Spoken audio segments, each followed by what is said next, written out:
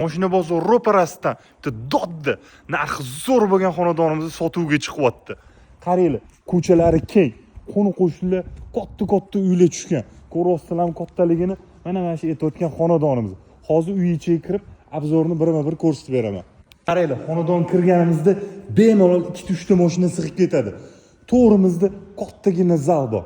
U yoqda bo'lsa spalni ichida sanuzel, vanna va garderoblari bilan. Mana bu yoqda podval. Mana bu yerda hozir yana 3 ta xonasi bor, ichiga kirib ko'rsataman. Qaranglar, bu yoq tarafda общий 3 ta xona, bitta oshxona va sanuzel, vanna bor. Chap qo'limizda mana oshxona bo'ladi. Mebel, texnikalar ko'rasizlar, вообще шикарный, remontlar zo'r, patologlar baland. Uy egalari uncha ko'p yashashmagan ekan bu yerda. Chistichniy mebel texnikalar qoladi. Mana bu birinchi xonasi. Ko'chaga qaragan oynalari bor, remontlarni qaranglar, akkuratniy bo'lib turibdi. Вообще yomon bo'lib ketmagan. Xo'p, mana ham yo'qda ikkinchi xonasi, qaranglar. Mana hamma xonalar akkuratniy bo'lib turibdi.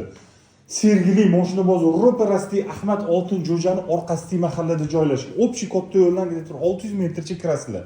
Mana bu 3-xonasi. Ko'rasizlar, akkuratniy bo'lib turibdi. Hozir mana sanuzel vannaga qolib ketgan, ana bitta dushevaya и tualet. Xo'p, ushbu xonadonni 132 ming dollar baholaymiz.